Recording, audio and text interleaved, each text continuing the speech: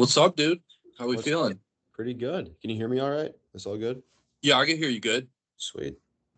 All set Excellent. then. So you ran some 40s today? First time Yeah. for the spring?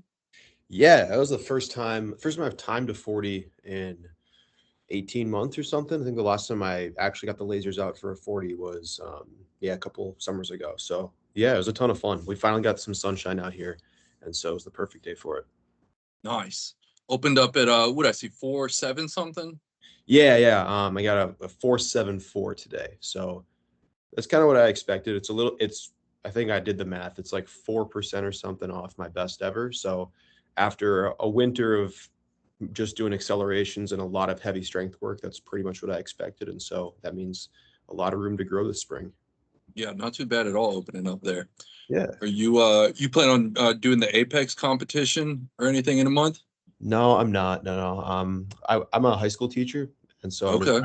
I work up in Massachusetts, and so I'm just gonna be up here training all spring, and then I'll be back home in Minnesota for the summer, and then that's when I'll kind of do the final peaking phase and see what happened this spring.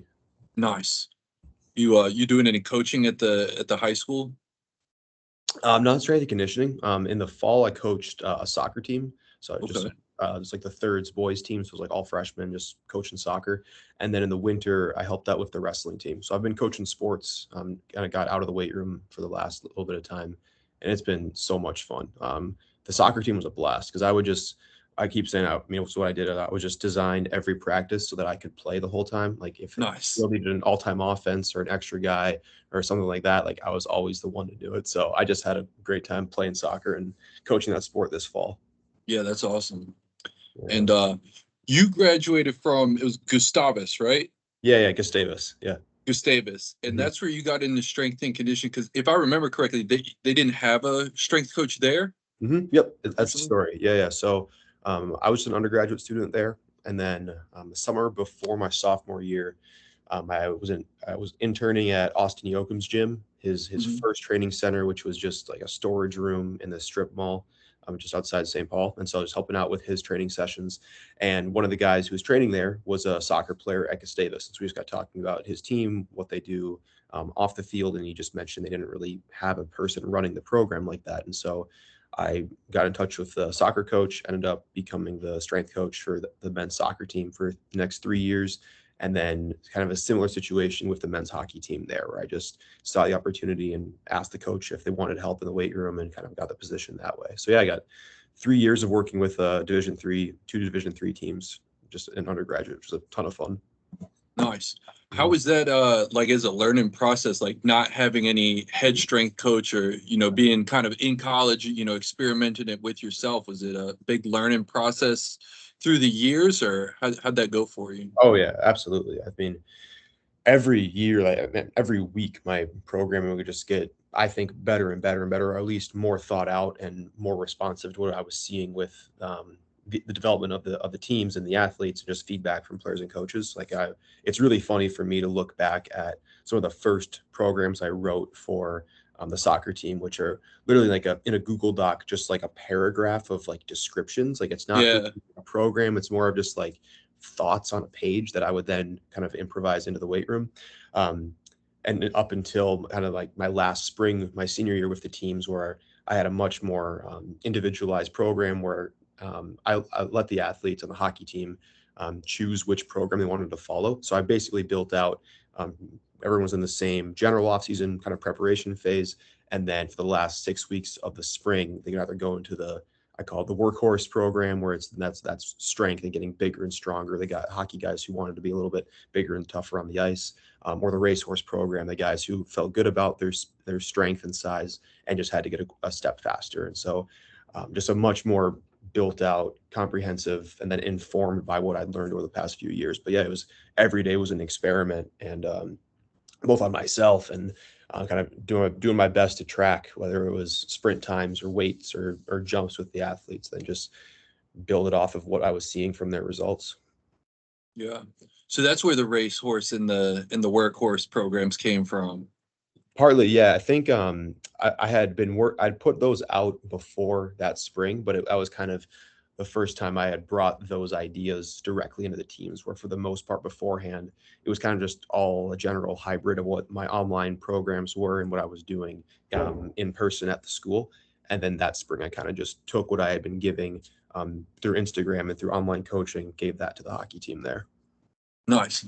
How has that developed for you personally? Because you do the programs as you kind of make revisions to them, right? Pretty much, yeah. So the process is basically I write a program for myself and run it for 6, 8 weeks. As I'm running it, I'm changing it the whole time and kind of keeping an updated log of what I'm responding to, what I'm seeing. And then after I finish doing it myself, then I'm going to put together the kind of the highlights, the best parts of what I found from that program. And that's then what I'm promoting on Instagram and selling to clients and people who are trying to follow the same goals as I am. So it's always experiment on myself, do it myself, and then figure out what I want to be putting out into the public. How important do you think it is for a strength and conditioning coach to run through the program that they're going to give athletes or to trial run certain exercises?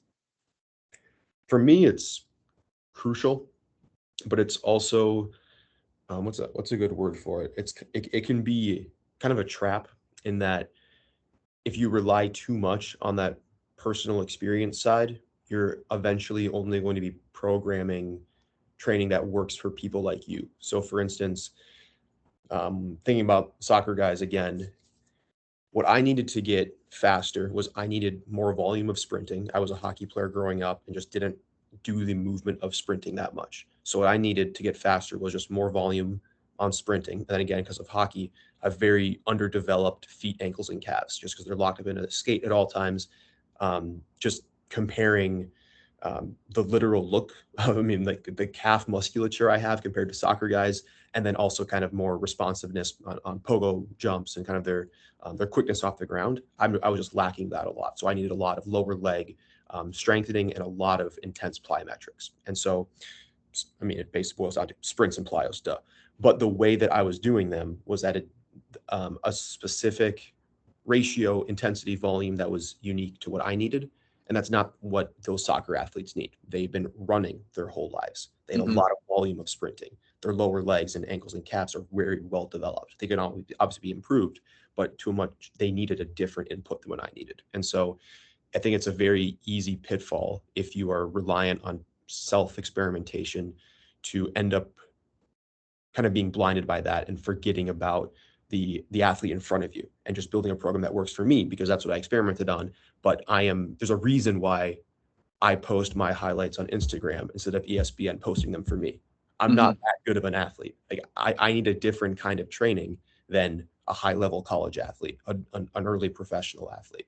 There's different inputs that are needed there because we're completely different people. So it's a super useful tool, but it can definitely turn on the blinders and cut you off from some other perspectives if you rely on it too much. Yeah, that makes sense. Being from Minnesota, have you ever had the chance to go over to Cal Dietz's gym at University of Minnesota or do any spring ankle, any type of stuff with him? Yeah, I went over to the U 2 or 3, maybe 3 times when I was working at Velocity with Nate Welty because he was an intern with Cal. I never actually met Cal. The 3 times we went to the U of M, he wasn't around. We just went to the weight room, worked with his assistants, did a full session there. But yeah, we're using all his methods at Velocity. And then when I would go to visit the U, it was, I mean, we could talk about those sessions for a long time. There's a lot in there. So yeah. Yeah. Nice. What do you think is what's something that you're willing to die on, the hill you're willing to die on in regards to strength and conditioning? Ooh, okay. One thing, kind of you asked that earlier question about that development of time of 3 years of working with the college team as I'm learning about coaching myself. I mean, there's different words for it. Like culture is the obvious one, but the attitude and mental state that you're in while competing in your sport, I want to try to replicate that level of engagement and commitment and intensity as much as I can in the weight room.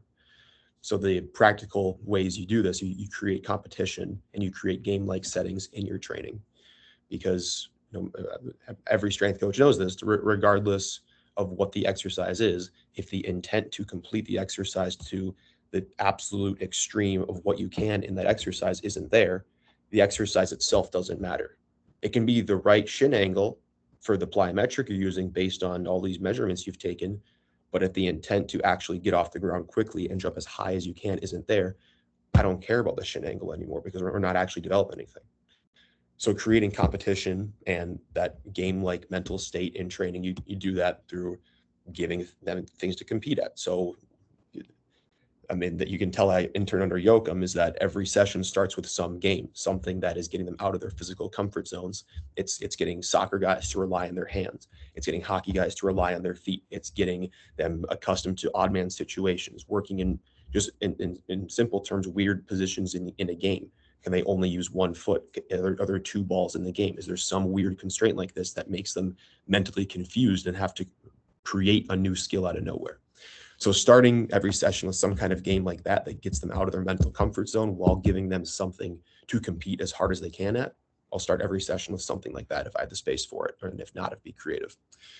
And then in the session, I'm when I can, I'm always trying to measure something, both again because I'm trying to adapt my programming to what I'm learning about these athletes, but also because measurement equals competition. I would very commonly just throw a jump mat out in the middle of the weight room, not actually program it into the workout, but just turn the jump mat on. And within a few minutes, we'd have soccer guys going as hard as they can, trying to get up off the ground. And then that level of intensity carries over to the ankle exercise and the RDL that really aren't that interesting just by themselves. But because there's that environment of we're competing as hard as we can on this movement right here, yeah, I'll put that same level of intensity into this exercise here. And so generally that seems to work pretty well. I'm just giving them something to compete at in the weight room. You can do it with a med ball throw.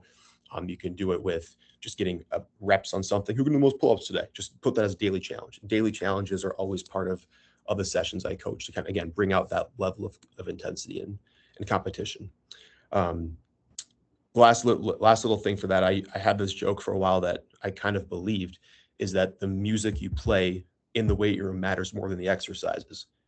If we're going to play, like, actually think about it. If you play what we did at Velocity after workouts, you play rainforest sounds, falling leaves, or falling rain, birds chirping, wind rustling leaves. We play that after workouts as guys had their legs up on the wall for getting into a parasympathetic breathing state. If you play that same music during the session compared to playing whatever the guys like, maybe it's rap, metal, high intensity, SoundCloud, like house music, EDM, Right. you're gonna get different outcomes from that workout based on the environment you're in. So it's little things like that of, is the environment you're creating in the weight room a place where athletes can express athleticism in a way that mimics the intensity and attitude and competition of the game that they're preparing for? Yeah, definitely. I read an article one time that it was actually a research study they did. They had like three different groups, and one of the groups got to choose the music that they worked out at. One of the groups, they played the music that they hated the most, and then the other group worked out in silence. And I want to say that they used VBT to kind of track through the lifts, and the group that used the music that they liked listening to, I think, had 14% better than the baseline, and the group that was listening to music that they did not want to listen to was, I think, 9% worse than not listening to any music at all on the VBT. So yeah, that's a full thing. I've always kind of made the joke that I'm a full-time DJ, part-time strength coach. Yep, for sure. Got to play the music that the kids like. And so, whatever group's coming in, obviously like football team's going to listen to a little bit different music than, girls field hockey. So gotta, like what you said, you got to create the environment. Absolutely. Yeah. I like the games and as far as warm-ups as well. And I think, going around to a couple different places, I've seen some pushback from some coaches that are like, no, you have to like do, the standard warm-up, the whatever, hip mobility, that kind of thing. They're kind of opposed to the game set. And the reasoning that I've heard is they think that it won't create an atmosphere of discipline for the session if you're having the athletes play games at the beginning. My kind of pushback on that was, one, like most athletes, not all, but most don't want to be at the strength and conditioning session. They're tired, or It's not necessarily something that they want to do. So letting them express, some type of competitiveness, some type of where they get to choose, kind of what game they're going to play, kind of gets that out of the way, first of all. And then second, I think that if you can only instill discipline by your warm up, you might have some shortfalls as a coach. Sure. Yeah. Like why do you need to rely on discipline so much? You're in a space that can, for a lot of people, is one of the best parts of their day. Yeah, maybe not every athlete loves it coming in, but that space has the potential for any athlete to love it. So why do you need to rely on discipline to get motivation and commitment out of athletes? That's just not, it's not impressive, like you're saying. Yeah. How do you incorporate exercises that or I guess, how do you balance between what you see that the athletes need to get better, mixing in exercises that they want to do? Hmm. Um,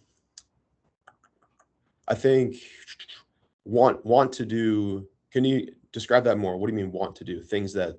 Yeah, so Yeah. like an example, one of the soccer teams that I train, they're not too keen on doing trap bar deadlift, but our goal as a program is to improve strength, and as a whole department, we're tracking that through trap bar deadlift. Mhm.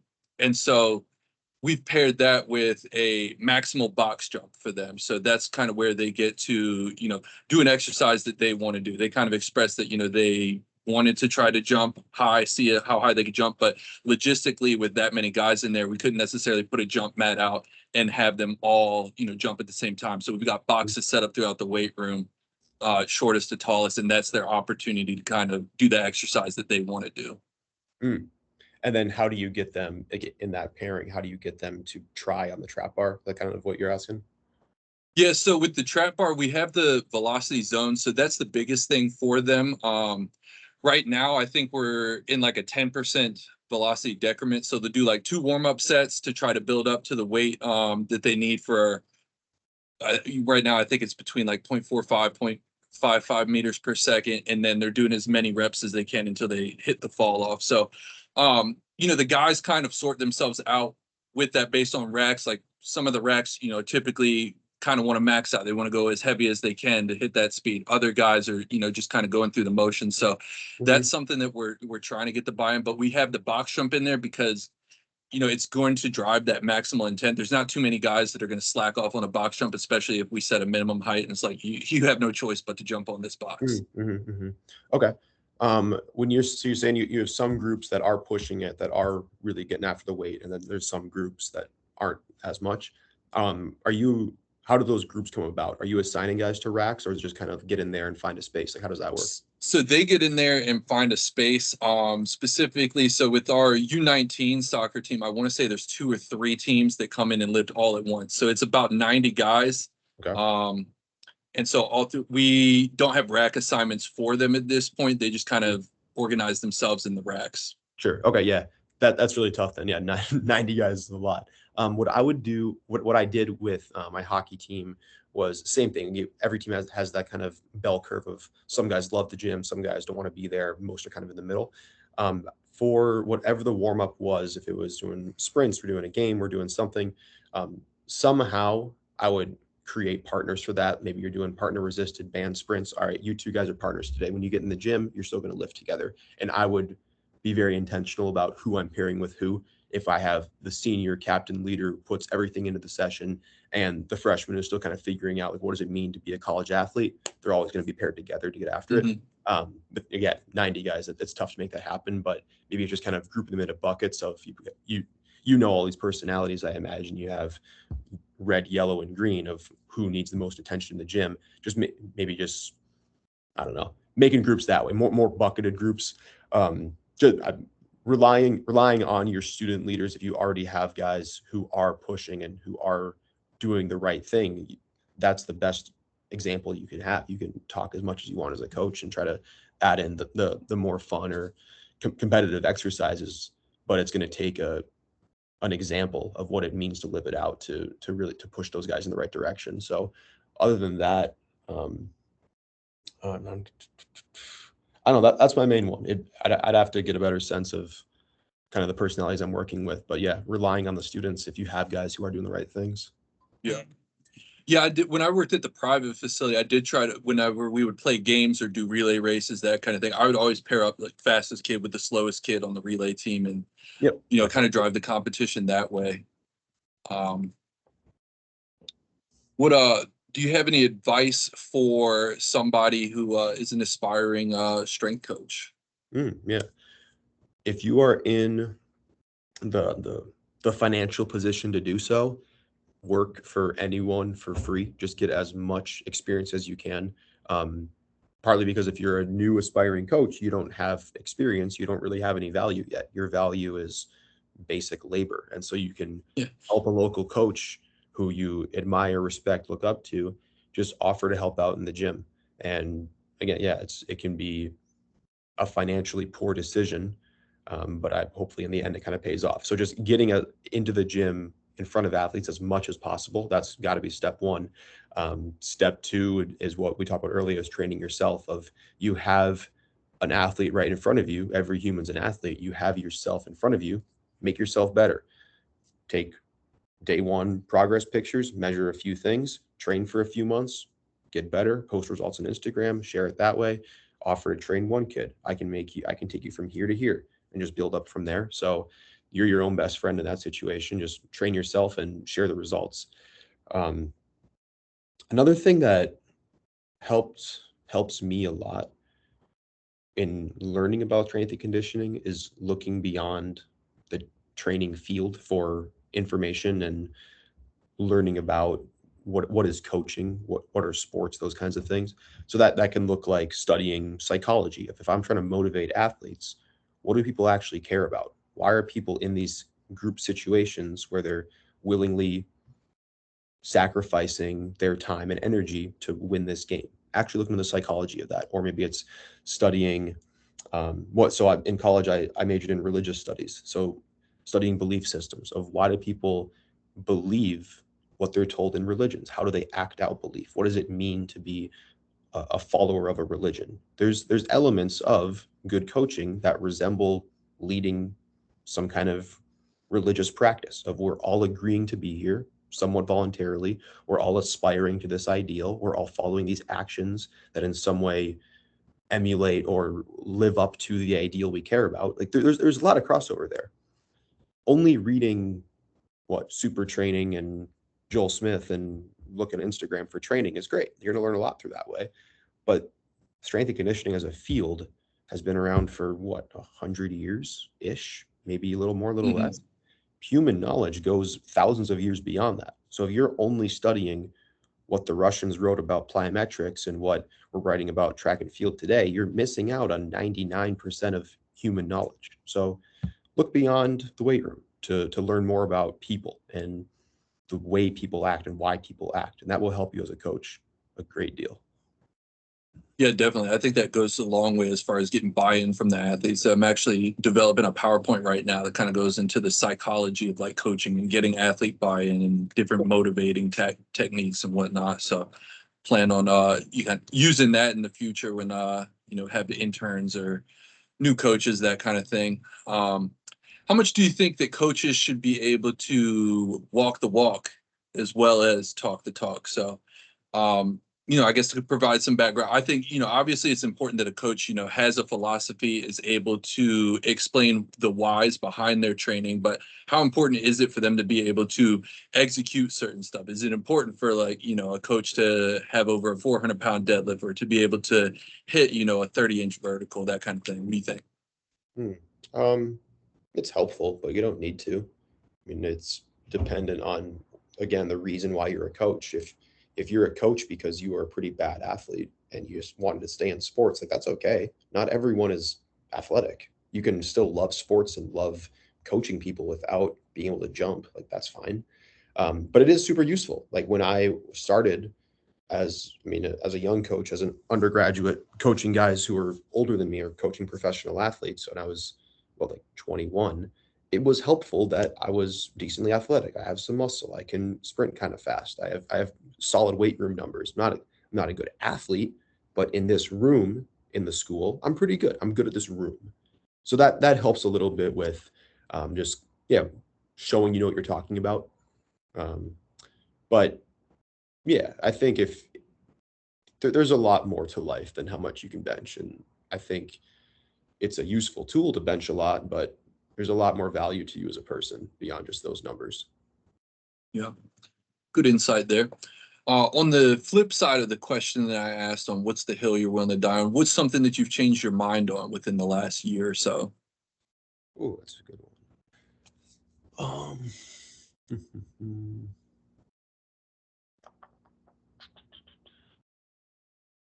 I'm in my program that I'm running right now, Racehorse Beyond. It's basically trying to sprint faster. Like that's the essential goal, and that's kind of been mostly the goal of my training for the past few years or so. And so there's a lot that I'm just thinking about that subject a lot right now. I'm trying to think of I think when I first came in to trying to get faster as like literally sprint times, how can I sprint faster?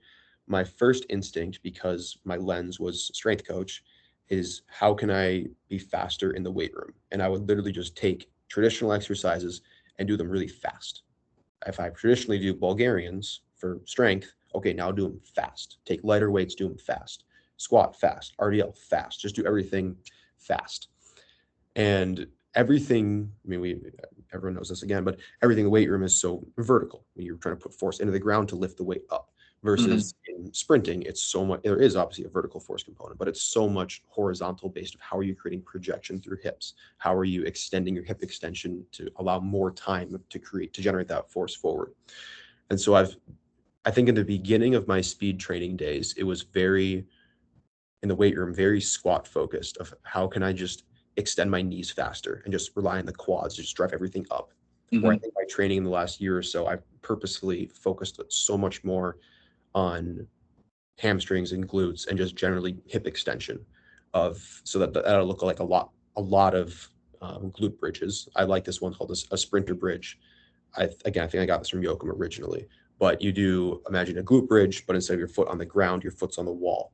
And so your toes are pressing against the wall. Just overloading that exercise as much as possible has really developed my hamstrings and allowed me to kind of feel more upright and allow for more time on the ground while sprinting to generate horizontal force. So, in short, having a better sense of sprinting biomechanics and then translating that into what actually matters in the weight room as opposed to just taking traditional weightlifting and just doing everything fast. Yeah. With your sprint training, what's about the farthest sprint you'll do at like top speed, max velocity? At full speed, um, probably like 60, 70 yards or so. Yeah. I'll do float sprints, so like 90% effort for 100 yards or longer, especially if I can get on a track, I'll do them for 200 meters or so. Uh, Mhm. but absolute full speed sprint probably is going to be some kind of long build up to a 10 or 20-yard fly. And if I do a 10 fly, it's usually like a 50-yard build. If I do a 20-yard fly, it's maybe a little bit less. So probably in that 70-ish yard range for full speed. Yeah.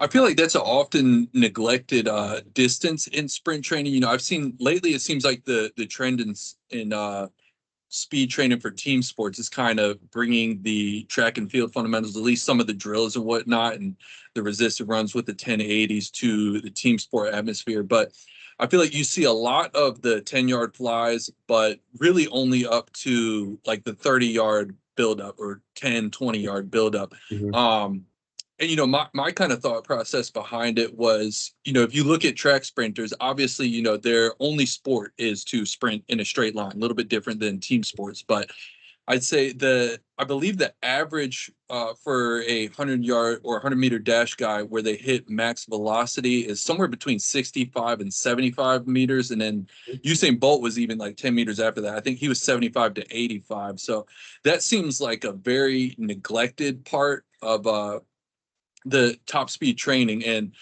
from what I've learned, if you're training your acceleration doesn't necessarily increase your top speed. It kind of increases your ability to get up to top speed, but training your top speed or max velocity will influence your acceleration. You have any Mhm. thoughts on that?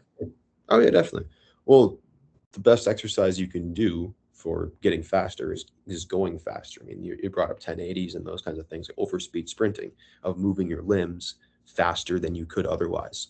And if you're leaving 20 yards of sprint build up potential to go even faster, why not? Yeah, if the athlete's ready for it, definitely do it. That's the best tool you have to move the limbs faster, to contract and coordinate even faster. And of course that will then translate to other movements. I mean, that's why you can have a basketball player sprint. It's just a training exercise. It's the same way. It's the same argument against it of, there's not a squat rack on the court, so why would you squat? Yeah, they're not. It's because it develops a capacity. A top speed sprint develops a capacity. That's so, yeah, that totally makes sense. I agree. Yeah. You've been on a jujitsu kick lately, right? Yeah, yeah. Mm-hmm. How long you been doing that for? A year and a half. I started last fall, so yeah, year and a half. Okay. You get up to the blue belt yet? Nope. I'm a proud white belt. Okay. Yep. What Yeah. has your training or anything changed for jujitsu? Or are you mostly doing that for fun, cardio, or You mean like my weight room training? yeah, Like, weight room training? Have you done anything to prepare for jujitsu? a little bit. I think I've generally kept my training and jujitsu somewhat separate, where my training goals are sprint faster, get stronger. Like those, again, those capacities are going to translate to jujitsu, and that's such a specific movement. I mean, I'm not going to try to recreate anything like that in the weight room. I will say I've just included more direct grip work and more neck strengthening, and then a lot more flexibility and stretching. So I've just added some things in just because you need those things for jujitsu. But in terms of in most of my training has kind of been unaffected. It's just kind of been a fun little hobby to add on the side. Yeah. No, it's fine. I think when I started jujitsu, the main thing for me was trying to control my breath and last for the full 5 minutes sparring, instead of going balls to the wall for the first 2 minutes and then tiring out. That was a big challenge for me at first. If you figure out how to do that, you can let me know. I'll take your advice. Do you train too? So I haven't been in about 6 months, but I did a lot when I was a cop, and then when I was working at a gym, traveling around, working at a couple different colleges, interning and whatnot. Had to kind of put that on the back burner lately, but I might get into it in the summertime because it's definitely fun. It's Yeah. definitely humbling that first time when you go against somebody who's 50 to 75 pounds lighter than you, and you can't figure out a way to get them tapped. Man. There's a 15-year-old at my gym. He's a big kid. He's like as big as me, but he's 15.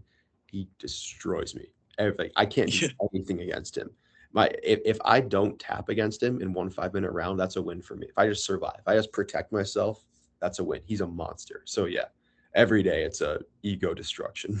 Yeah, no, I was the same way. I think my rival was a 16-year-old kid, and it was the same thing. Like Exactly. I was like a 30-year-old cop, and it was like I'm used to fighting people in the streets all day, and it's like this 16-year-old. I'm just trying to survive against him on the ground. Exactly. It was tough. And then we had another guy that came in the same time as me. I felt like he definitely should have been above a white belt because he was a D1 wrestler, but just started jujitsu, so he's a white belt. And so like if we started up on our feet, like dude's getting me down to the ground within like 5 seconds. Mm-hmm. Exactly. Yep. Yeah, it's tough. What's the plans for you? I guess moving forward in the strength and condition field, you sticking with the teaching job full time, or looking at getting a full time strength coach, or what do we think? Ideally, it'd be a blend of both. I would love a spot where I could work as a teacher. Right now, I teach religion and philosophy classes, and so anything in Nice. English, history, social studies, I want to teach that. So if I could work at a school and be a teacher, and then after school run the weight room, that's the dream for me. If I can be in both worlds at the same time, I'd love that. So I'm going to be at this school in Massachusetts for next year as well. I'm finishing up a master's program through the school. And so Nice. after next school year, then I'll have the chance to kind of look around and try to find a spot where I can take on both those responsibilities. Because yeah, that'd be the goal. How'd you get over to Massachusetts from being from Minnesota? They posted a job online. They posted a position to work for 2 years and get a master's degree, and that sounded like a good deal to me. And so yeah, I just applied Yeah, and stood up, and it's working out pretty well. nice. Almost like a GA kind of thing. Pretty much, yeah. Or, yeah, nice. Mhm. Uh, this summer, Racehorse 2 is coming out, or what? Yeah, Racehorse Beyond? Racehorse Beyond. Yeah, that's the next one. It should come out in June. Myself, I'm gonna run it up through May, and then I mean I'm already building it right now, like kind of the templates and the video demos. I build those throughout, but then I'll put out the final product probably beginning of June or so. Nice. How'd you grow a big social media presence from being the strength and conditioning coach like while you're in college? I think that's a very niche thing. You don't often see that from, coaches like coming up in the college ranks. hmm I mean, the big thing was just consistency and eventually getting lucky. I posted on Instagram consistently for, man, 2 years. No, I'd say I posted consistently on Instagram for nearly 2 years before any of my posts got above 10,000 views. So posting reels, posting stories, posting my training, things outside of training, my life, kind of like that philosophy side of how we're thinking about being people in the world. Just a consistent online presence for a long time, and eventually one of the reels caught the algorithm, brought in new followers, and then kind of just exponential from there.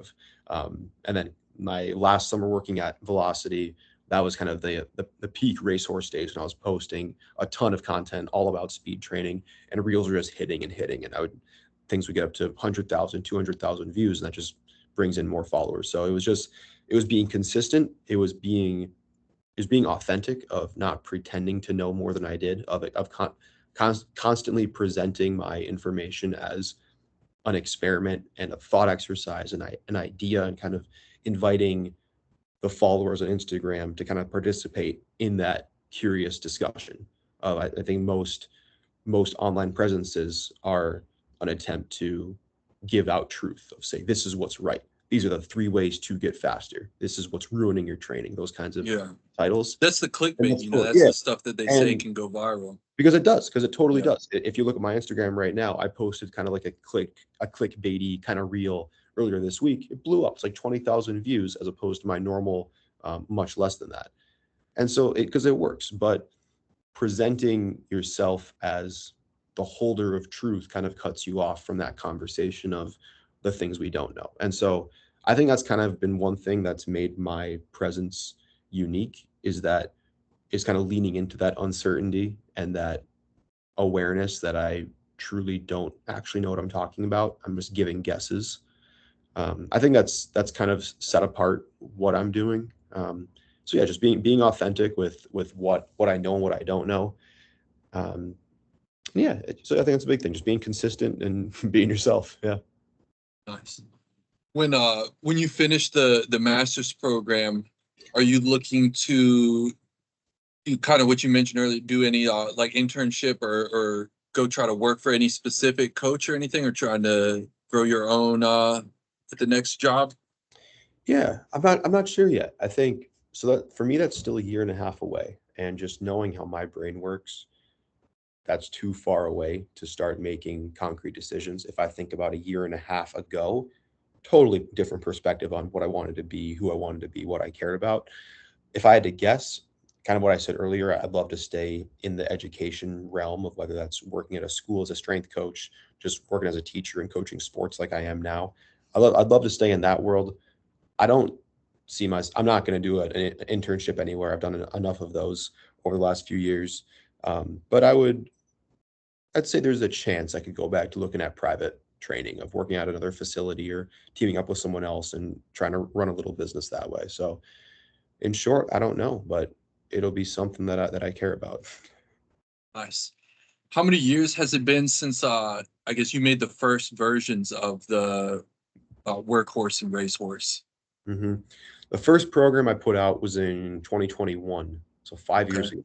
Yeah, 5 years. that was the first one, and that one, it was good training, and it was formatted terribly. It was just one Google sheet that just had numbers. It was just, here's the Yeah. program, download it. And so the way I put them together has become a lot more developed over the last 5 years. Yeah.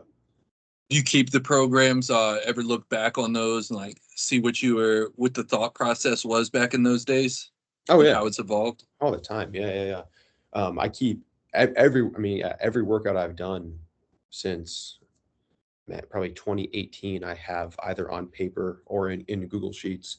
I have notebooks where I had all my training from high school through early college, and I can just go back through those and pull up ideas. If I remember, like I remember my hips felt really good at this time. Like I have this memory of I could squat and it was just down and up, nothing. Like what was I doing? What were my sessions looking like? And so yeah, I'm always looking back at my old logs to kind of pull back ideas because I forget things so fast. Yeah. Yeah, it definitely. I think helps you, reminisce on keeping certain stuff simple. I think for me at least, I worked at like a private facility, then went and interned for Cal at the U. Mhm.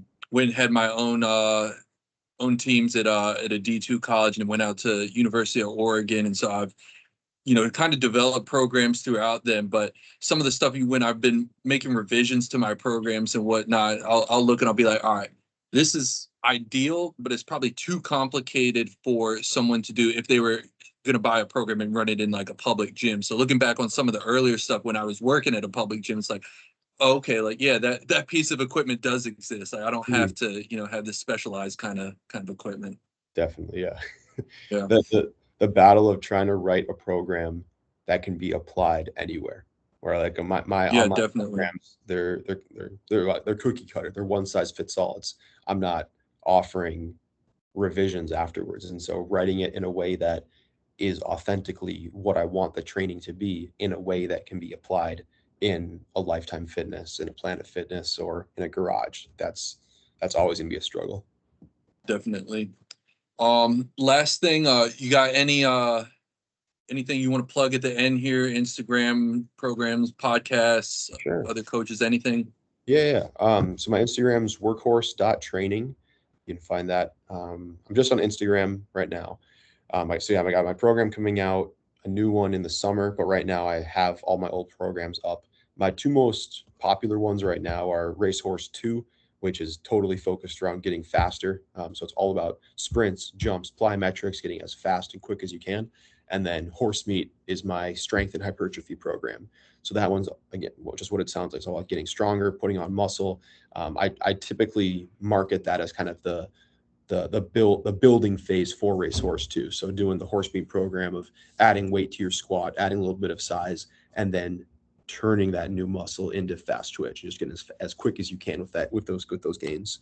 So those are my two big programs right now. And then if you're in Minnesota, check out Velocity Training Center. Look up Nathan Welty and go pay him a visit. Definitely. Yes, sir. Hey, well, I appreciate your time, man. Good. Have some fun at jujitsu tonight for me. Absolutely, yeah. Awesome. Thank you so much. This is a ton of fun to catch up.